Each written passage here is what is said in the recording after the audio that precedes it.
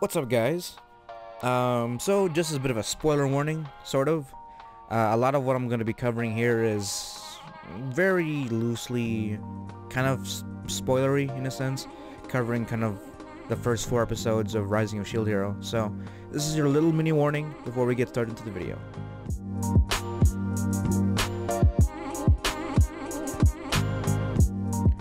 What's up, guys? My name is Jomel, and like the title says, Shield Hero is not the problem, it's you. Now bear in mind, a lot of this is my own opinion, but a lot of this is looked at as objectively as possible. So unlike some individuals that want to go about this with emotions first and logic second, I am not going to be basing my discussion on my own feelings. So, for the time being, I'll go and talk about 5 reasons the Rising of Shield Hero deserves its audience. So what's an isekai anime without the alternate world that our main character gets literally sucked into? The world of Shield Hero is your standard fare of medieval/fantasy filled with your mix of humans, demi-humans, and monsters alike. But what other detail that we're introduced to that's in the kingdom the heroes were summoned in is that it's mainly a matriarchy, meaning that those dominant of any authority or power are primarily women. And as we later find out, that detail is easily exploitable, which brings us to our main character's motivations. This world thus far has shown us how unfair it really is, and if needed, it will constantly work against you. Take Naofumi's experiencing his first catastrophe. Even though he, alone mind you, is risking his life to save this village that was caught in the middle of hell, when reinforcements finally came by, they completely turned tail, realizing that it was just a shield hero.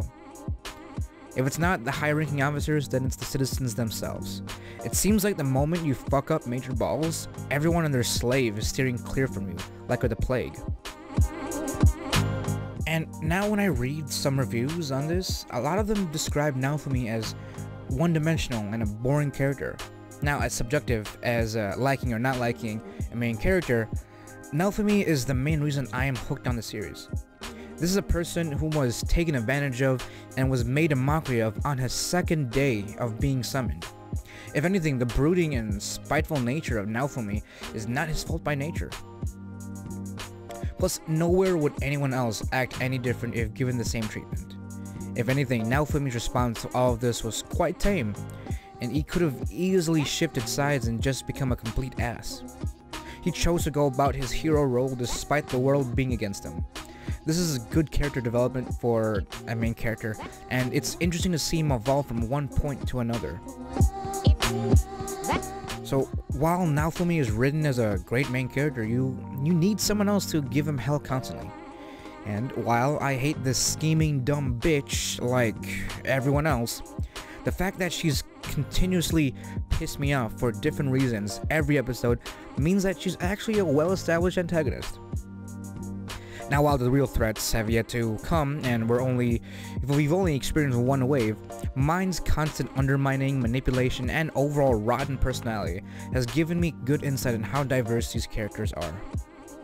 I've always said that if you really hate someone, they're probably good at pissing you off. And for mine, she is really good at being a bitch.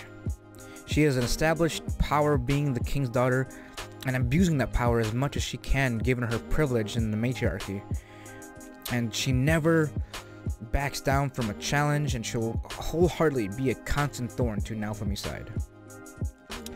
Naofumi in this sense is the ground to mine's Carried Away, if that makes any sense to you. The writer in a way makes the two of them as a sort of checks and balances of sorts.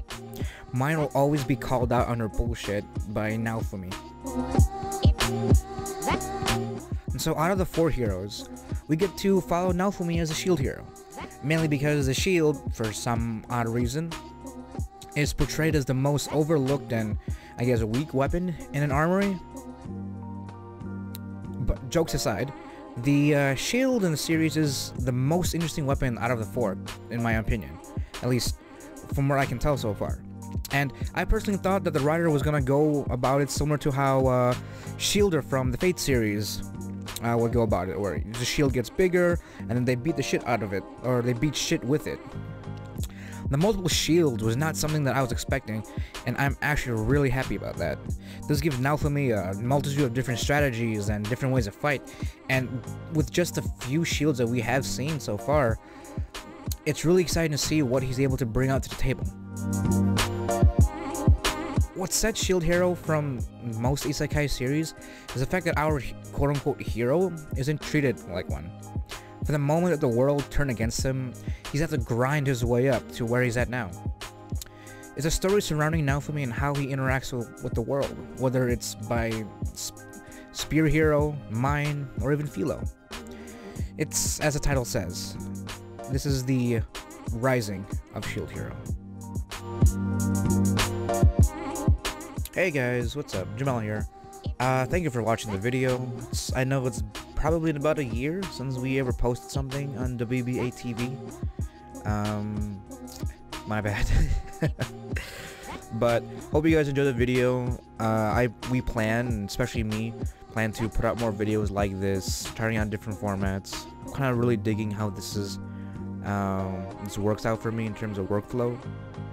But check out some new stuff, and as always, check out the podcast too. You know, we recently just hit our 1-year anniversary, so we're 1 year down, and we're probably gonna do many more years down the road. So again, thank you guys for always watching and downloading us. But as always, guys, remember to check us out on our social medias like the Twitter, the Facebook. I think that's it. And of course the YouTube. And if you want some merch, we also have some merch down in teespring.com. So check us out there. All right.